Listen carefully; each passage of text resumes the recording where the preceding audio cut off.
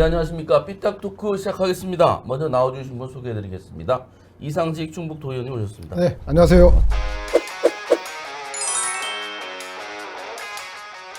손인석 충북뉴스 대표님 오셨습니다. 안녕하십니까.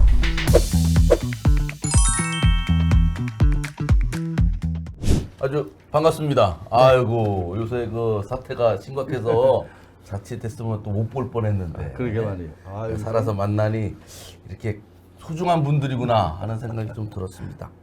그 12월 3일 비상계엄 사태, 그 12.3 내란 사태라고 저희는 이제 정의를 하고 있는데요. 자, 일단 뭐 하도 많은 뉴스가 쏟아지고는 있는데 그래도 한번 우리도 나름대로 한번 분석을 해보도록 하겠습니다. 그 왜 그때 더군다나 비상계엄이라는 거를 선포했을까? 도대체 누구 때문이냐? 추측은 많아도 늘 궁금해집니다. 어떻게 소식통이 밝은 우리 저 대표님 어떻습니까? 요새 뭐 소식통이 전혀 없습니다. 왜냐하면 다들 그 몸살이고 있는 상황이라 뭐 누가 말 함부로 하면은 또 이렇게 좀 큰일 날 상황이라 소식통은 없지만 뭐 그 전부터 뭐 어느 정도 그 예견됐다기보다는 어느 자리에서 한번 좀 그런 얘기를 좀 들었었어요. 예. 지난 여름에 그 뭐 좀 자꾸만 야당에서 계엄설이 나오는데 이거 자꾸 어떻게 정리를 해야 되지 않느냐라고 했을 때 뭐 좀 그런 얘기들이 좀 그 가능성이 있다라는 얘기들이 그런 이거 있어서 허무맹랑한 건 아니다. 그래서 그때 야당에서 하는 얘기들이 좀 허무맹랑한 건 아니다. 그래서 얼마 전에 광주에 갔는데 그 김민석 그 최고위원회 측근 되시는 선배님을 뵀는데 도대체 김민석 최고께서는 그 내용을 어떻게 하셨냐 그랬더니 제보가 들어왔다고 그러더라고요. 제보가 국내에서. 저는 그 합리적인 의심이 그때 있었죠. 자꾸 이게 대북 강경 발언, 저도 이제 윤석열 씨라고 그럴까요? 편하게 해주십시오. 윤석열 씨가 계속적으로 그런 시그널을 좀 보냈어요. 그리고 거기에서 이제 좀 합리적으로 생각한 게 이제 그때 막 명태균 게이트 막 이렇게 터질 때잖아요. 저것을 만회하기 위해서 과연 방법이 뭐가 있을까? 그런데 그 윤석열 씨는 검찰 출신이잖아요. 네. 그 권력을 남을 누르는 권력만 써봤지 대화와 타협에 이런 것들에 적용되지 않은 사람이에요. 그러니까 자기의 어떤 어려움이 왔을 때 이것을 어떻게 극복할 거냐, 상대를 누를 수밖에 없다. 그래서 이제 계엄에 대한 얘기들이 많이 나왔고 결국은 이게 자신하고 김건희 둘을 보호하기 위한 거였어요. 예? 김건희 특검에 대한 압박이 계속적으로 이제 세지죠. 자, 그리고 명태균 게이트 계속 폭로가 나오죠. 자, 정권 유지가 이제 서서히 힘들어지겠다.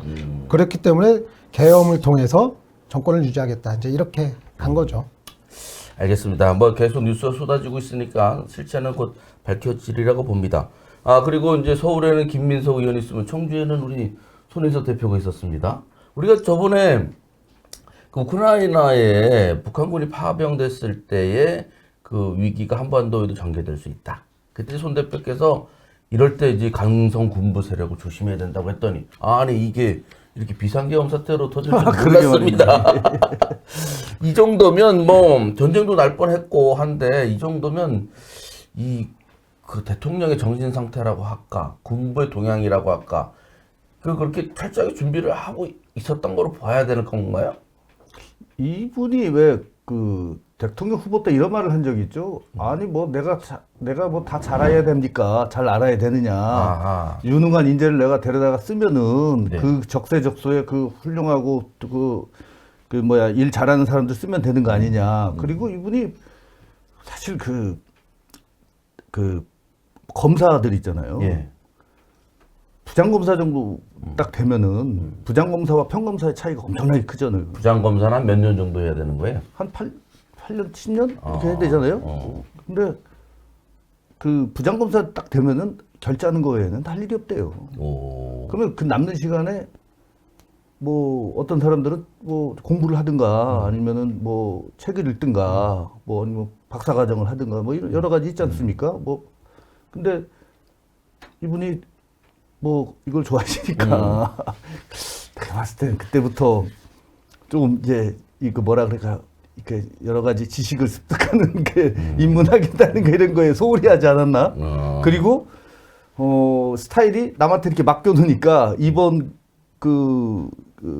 계엄 사태도 어떻게 보면 김용현이라는 사람한테 다 네가 알아서 해봐. 그렇지. 네?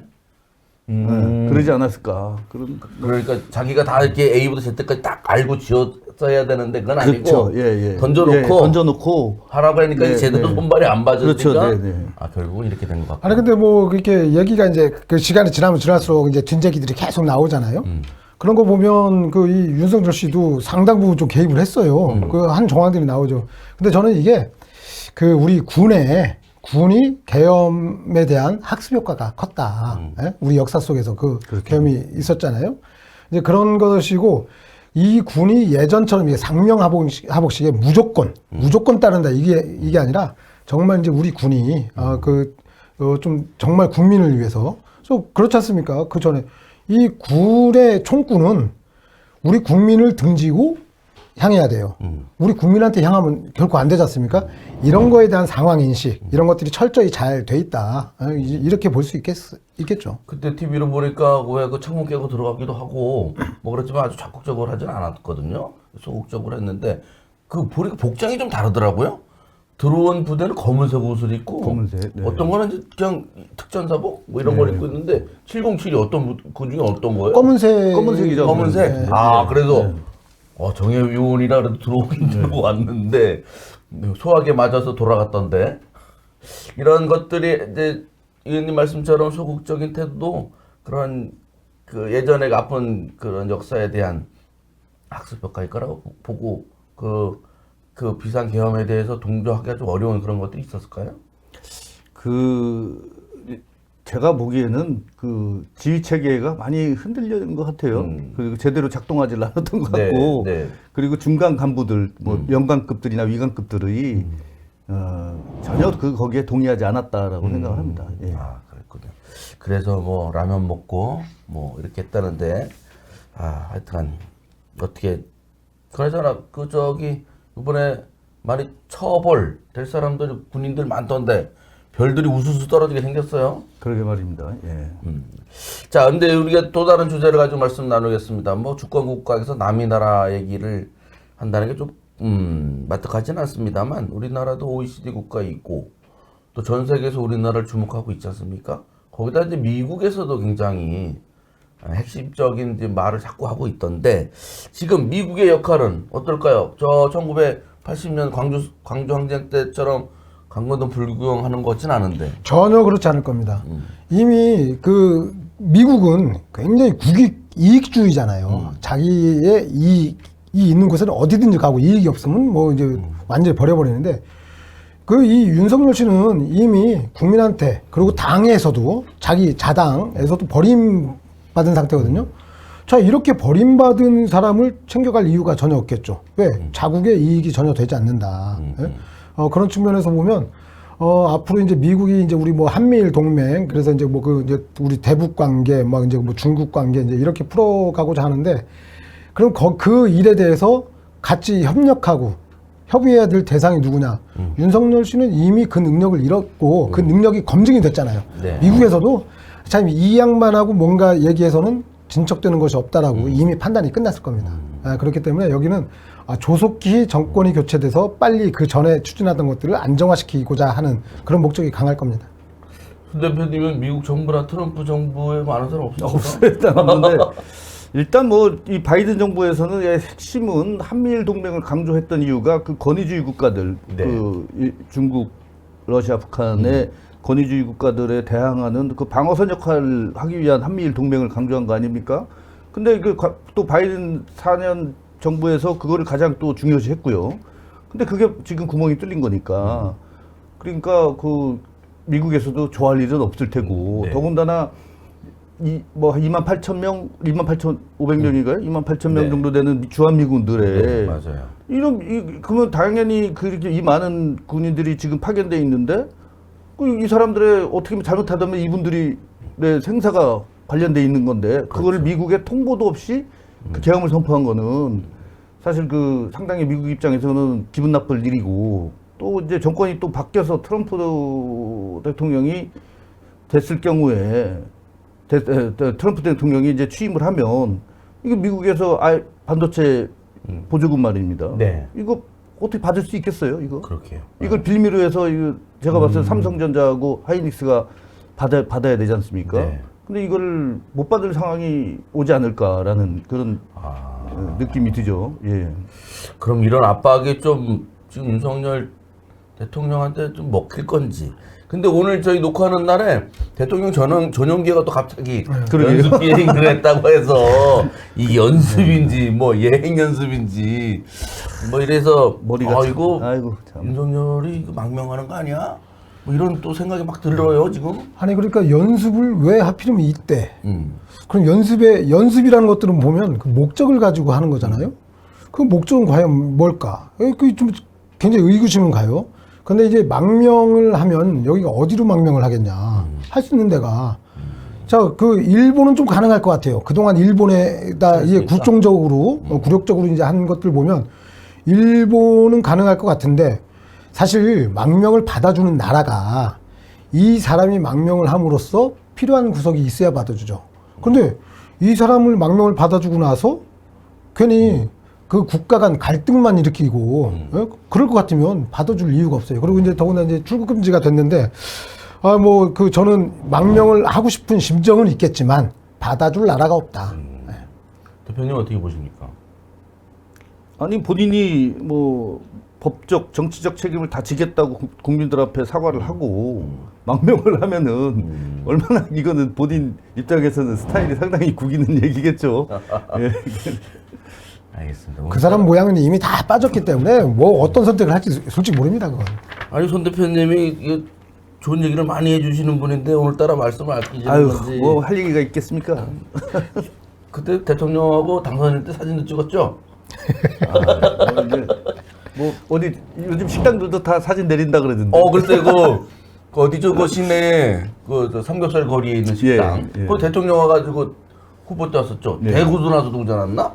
아주 밥 먹은 그 식당. 대구에서도 지금 사진 다 내린다는 거 아닙니까? 그 홍보물도 있어요. 그 베개 그 파는 대구에. 그래서 윤석열 씨가 이렇게 베개 이렇게 배고 자는 거 이걸 홍보물을 했었는데 그 홍보물도 다 버렸다는 겁니다. 네. 알겠습니다. 자, 근데 이제 지금 우리가 역사의 아주 중요한 현장을 같이 가고 있는데요. 그러면 탄핵이냐? 또 뭐 한동훈 대표가 주장하는 질서 있는 조기 퇴진이냐? 뭐 이런 것 때문에 이제 또 뭐 아주 그냥 격동하고 있습니다. 이 한동훈식 조기 퇴진 이거 먹히겠습니까? 뭐 벌써 지금 뭐 그 법적인 권한이 없기 때문에 그 제가 봤을 때는 이게 또 친윤들의 더 거센 저항도 있고 또 야당에서는 또 뿐만 아니라 시민사회에서도 국민들이 무슨 권한으로 그 국정을 이끌려고 하느냐 이런 거에 대해서 말이 있기 때문에 오늘 벌써 지지율 보니까 10% 밑으로 떨어졌던데요. 어디 가요? 아니 한동훈 대표. 한동훈도? 대통령 지지율이 차기. 예. 그렇죠. 차기 지지율이. 예. 뭐 벌써 10% 밑으로 떨어지면 그 기사에서 회생하기 어려울 겁니다. 당에서 지금 뭐 쫓겨날 판이던데 보니까. 그러니까요. 예. 근데 이번에 이제 그 한동훈 대표의 별명이 또 생겼잖아요. 간동훈, 간만 본다. 근데 이랬다 저랬다 하니까 사실 정치인이 자기의 가치와 철학 속에서 판단하고 실행해야 되는데 그런 것들이 전혀 없잖아요. 그리고 정말 그 한동훈 대표의 자가당착이죠. 아니 이게 뭐 그 질서 있는 퇴진을 위해서 그동안 뭐 그 윤석열 씨가 당에다가 뭐 다 맡기겠다. 우리 국민들이 권한을 준 건 대통령한테 준 거지. 선출직 대통령이에요. 그렇죠. 이 당대표한테 준 게 아니거든요. 근데 뭘 그걸 자기가 하겠다 그래요. 이게 맞지 않는 거고. 이거는 그 윤석열 씨가 시간 끌기 위한 것에 말린 것이다. 이렇게 보여지고. 사실 뭐 오늘 그 국민의힘에서 그 조기 퇴진에 대한 뭐 시나리오가 나왔다. 그래서 뭐 그걸 뭐 의원총회에서 보고했다. 이런 얘기가 있는데 그게 이제 4월 퇴진설이냐 5월 퇴진설이에요. 자, 그러니까 퇴진이 4월이 아니라 4월 대선, 5월 대선입니다. 그런데 문제는 뭐냐면 지금도 윤석열 씨한테 권한이 있다는 거예요. 헌법상 권한은 아직 부여가 돼 있는 겁니다. 본인이 누구한테 이양해 줄 수가 없어요. 그거는 임의적으로. 그런데 이 양반이 지금 일을 하면 불안해요. 일을 못하게 해야 돼요. 자, 그러면 지금 탄핵을 시키면 일을 못하게 되죠. 왜? 그건 직무가 정지되는 거니까. 그렇게 하고 헌법재판소에서 3개월 내에 그걸 이제 심판을 하게 되죠. 자, 그리고 그 헌법재판소 내에서 판결이 나서 탄핵이 인용이 되면 그러면 그때부터 2개월 이내에 대선을 해야 돼요. 그러면 그게 4월이나 5월이에요. 네. 조기 퇴진해도 4, 5월이고 탄핵 때도 4, 5월인데 과연 과정에서 뭐냐면 이 사람한테 권한이 남아있느냐 권한을 박탈하느냐 이거거든요. 근데 불안해요. 권한 박탈하고 나서 그때 대선 치르면 되는 거죠. 그래서 이제 결국은 탄핵이냐, 자진 사퇴냐, 아니면 이제 버티기냐, 뭐 이런 건데 우리가 한번 또 정세를 한번 예측을 해보죠. 대표님 어떻게 보십니까? 뭐 질서 있는 퇴진이라는 거가 뭐 한동훈 대표가 이제 마지막에 이제 그 얘기를 했지 않습니까? 그런데 그러려면은 사전에 이제 국민들한테 신뢰를 줘야 되는 거죠. 그래서 뭐 예를 들어서 대통령실장을 비롯한 수석 비서관들이 일괄 다 사퇴를 하고 대통령실을 다 비우고 비우고 대통령실에 그동안 했던 국정 업무를 다 국무총리실로 이관을 한다든가 뭔가 이렇게 국민들한테 신뢰를 그리고 어떤 이런 질서 있는 어떤 로드맵을 보여줬어야 되는데 그렇지. 대통령은 집에 가서 못 나오게 하고 최소한의 경고 인령만 남겨놓고 다 빠져나와야죠. 아, 근데 그게 법적으로 안 됩니다. 그러니까 그게 안 되니까 그러니까 아니 최소한 뭐 사퇴를 내고 나가든가 그렇게 해야 되는데 이게 뭐 아무것도 없고 로드맵도 없는 상태에서 질서 있는 퇴진만 주장을 하다 보니까 지금 이거 한 대표가 막 이렇게 돼 있는 건데 저는 뭐 그렇게 쓰면 좋겠어요. 그 6.25라든가 뭐 이런 것도 얘기가 있지만은 병으로 인해서 치료를 받을 수도 있잖아요. 그러면 뭐 대통령이 그 국정 운영을 못하는 상황이라든가 한동훈 대표가 대통령을 독대하고 나서 그때 이제 만나고 나서 뭐라 그랬습니까? 국정 수행을 더 이상 할 수 없는 상태이다라고 표현을 했잖아요. 네. 저는 그게 무슨 내용일까, 무슨 뜻일까 이렇게 했을 때 좀 이분이 좀 술로 인해서 좀 인지 능력이라든가 판단 능력이 많이 저하되어 있는 상태 아니냐. 급격한 과도한 아주 스트레스로 인해서 이분이 그 뭔가 이렇게 국정 운영할 수 있는 지금 상태가 아니다 건강이. 그럼 병원에 들어가시는 이번에 있으시는 게. 예?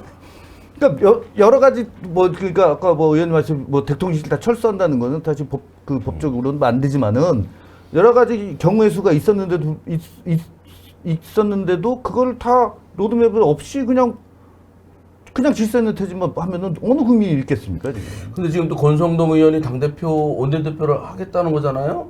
그러면은 결국은 결국 끝까지 탄핵에 동조를 안 하겠다 이런 의지일까요? 저는 그렇게 봐요. 권성동 의원을 비롯한 지금 윤 정권을 탄생시킨 사람들이 친이계들이 있지 않습니까? 그럼 친이계들은 사실 그 친박 정권이 들어왔을 때 패족이 된 사람들이에요. 네. 그 패족들이 어떻게 부활됐냐? 그 박근혜 탄핵으로 인해서 그 사람들이 다시 부활된 거 아니에요? 윤 정권을 통해서. 네. 그러면 그 사람들이 한번 탄핵을 시켜봤잖아요. 그래서 근데 겉으로는 내가 봤을 때는 탄핵은 더 이상 하면 안 된다. 이거는 우리 당이 멸문제가 된다. 이렇게 얘기하지만 뭐 한번 해봤는데 뭐. 또 있다. 죽어야 살아요. 지금 저는 국민의힘당은 일단 썩은 부분, 도려내야 될 부분들은 다 과감히 도려내야 된다. 그래서 정말 당의 명맥만 간신히 유지하더라도 그 명맥이 있으면 그 다음에 또다시 키울 수도 있는 거 아니겠습니까? 그런데 이것을 도려내지 않으려고 탄핵에 동참하지 않고 뭐 이런 상황에서 오히려 당은 정말 해체될 수 있다. 그런 생각이거든요. 그리고 일단 이 대통령의 이제 그 거리시에 이제 그 직무가 이제 국무총리한테 이관되잖아요. 근데 아까 이제 말씀하셨지만 한동훈 대표가 이제 직을 더 이상 수행할 수 없는 상태다. 자, 없는 상태가 저는 어디가 아파서 그런 게 아니라 이게 정신 상태가 일단 그렇잖아요. 개헌 발표할 때부터 저 사람 무슨 생각을 했을까 그랬는데 정말 지금 정신 상태는 안 돼 있다. 그렇기 때문에 어떤 일을 저지를 수 없다는 거예요. 아까 말씀드린 것처럼. 그렇기 때문에 지금 그리고 이제 그 거리시에 대한 이 헌법학자들이 해석하는 것들이 굉장히 좀 충돌되는 부분들이 있어요. 그렇기 때문에 일단 논쟁의 여지를 남기지 않으려면 과감한 탄핵이다. 탄핵만이 지금 우리나라가 지금 탄핵만이 살 수 있어요, 사실은. 우리 국민들 지금 자영업자, 소상공인 거기 다 죽겠는데 거기다가 지금 기름 부은 꼴이거든요. 이제 살려내야죠. 빨리 안정화되는 쪽으로 길을 찾아야 됩니다. 이현희 국회의원이 추정했던데 국민이 부담할 이번 사태로 손해액이 한 310조 원 정도 된다는데 뭐 10만 원씩 600만 원씩 소송한다는 거. 소송을 그 600만 원씩 1인당 부담을 해야 되니 600만 원 이상 소송해야죠. 아니 10만 원씩 일단 소송을 한다 그러더라고요. 정부 그래요? 상대로. 네, 그 오늘 아까 뉴스에서 봤는데 또 이제 당내에서는 또 이제 내후년 지방선거를 준비하시는 분들 입장에서는 빨리 정리를 해서 당을 다시 추스리고 지방선거를 좀 임했으면 좋겠다 하는 거 이런 일부분도 있어요, 사실. 근데 이제 분란 뭐 지속되면 불리하니까. 네. 더 계속 이걸 계속 몰고 가면 뒷세는 태진으로 가면 언제가 뭐 될지 모르니까 빨리 얼른 정리를 해서 대권을 넘겨주고 그리고서 좀 추스려서 당을 추스려서 지방선거를 준비했으면 좋겠다 하지만 이 국민의힘 108명의 의원들 대부분이 영남권에 치우쳐 있으니까 그러니까 여기 우리 지역도 사실 그 피부로 사실 민감도가 사실 수도권하고 많이 떨어지거든요. 지금 수도권 사람들은 굉장히 화나 있고 열받아 있는 상태고 또 하나는 뭐냐면은 자기들의 자산 가치가 엄청나게 떨어지고 있죠. 그렇죠. 예. 부동산 떨어질 테고, 예? 또 금리 높아질 테고, 또 대출금리라든가 이런 거 높아질 테고, 주식 팍팍 뭐 주식 떨어지지, 채권 뭐 이런 게 자기들 입장에서는 자기들 자산에 문제가 생기는 거예요. 그러니까 이 사람들은 화가 날 수밖에 없는 거예요. 이게 정치적인 문제뿐만 아니라 경제적인 문제까지도 이게 화가 나기 때문에 피해가 오기 때문에 근데 우리 조금만 이제 이쪽으로 넘어오면 충청도로 넘어오면 조금 민감도가 떨어지는 거예요 지금 사실. 아니 우리 충청도도 보면 그러니까 이제 그 자산 가치에 대한 하락 뭐 이런 것들에 대해서는 조금 이제 그 민감도가 떨어질지 모르지만 감정에 대해서는 똑같다. 그렇죠. 감정은 똑같겠죠. 지금 윤석열 정부가 보여준 이 행태에 대해서 비상식적이잖아요. 요거에 대해서는 정말 그 진보 보수를 가릴 것 없이 정말 이거는 그 잘못된 것이다라고 해서 그 상당히 그 감정들이 격앙돼 있는 걸 볼 수 있습니다.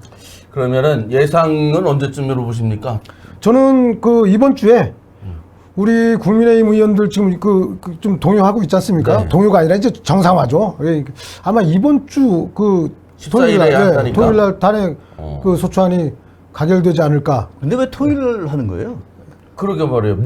국민들이 모이는 것 때문에 그런가? 그런 건 아니 그것도 그렇고 저희가 이제 그 탄핵 소추안을 제출하면 24시간 이후 72시간 내에 이렇게 하도록 돼 있어요. 그 법적으로 아마 그 이제 그 시간들에 날짜가 그 일정 때문에 그렇군요. 예, 그래서 그 시간들을 준수하기 위해서. 아니 또 누구는 또 금요일 날 쿠데타를 하지 왜 평일 날 했냐? 그런 얘기 많이 하죠. 네, 국회의원들 빨리 많이 모으기 쉽게. 그런데 토요일 날 하면 차 밀려가지고 잘 안 될 것 같은데 오히려 더.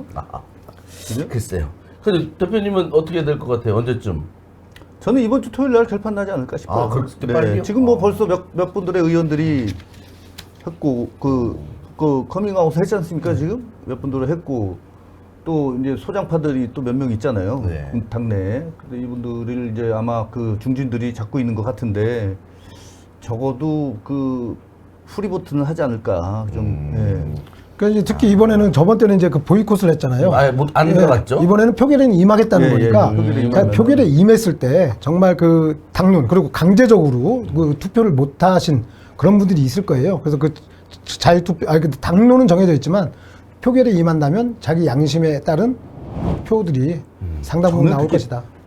당론이라는 게 도대체 뭐예요? 당이 결정하는 방침. 지금 당이면은 당이 국회의원만 있는 당입니까 거기가? 그렇죠, 맞아요. 국회의원인 것도 아닌데. 네. 그러면 원래 전당대회가 있고 그 밑에 이렇게 그렇죠. 뭐 쭉 있잖아요. 민주당 어떻게 되는지 몰라도 이제 뭐 상임정국위원회 있고 정국위원회 있고 상무위원회 뭐 있죠. 이렇게 예. 그럼 그 체계를 밟아서 당론을 정해야 되는 거 아닌가요? 엄밀하게 말하면 국회의원론이죠. 국회의원들만 결정하는 나는 그게 왜 당론이지? 나는 당론은 당론 하는데. 아니네. 네.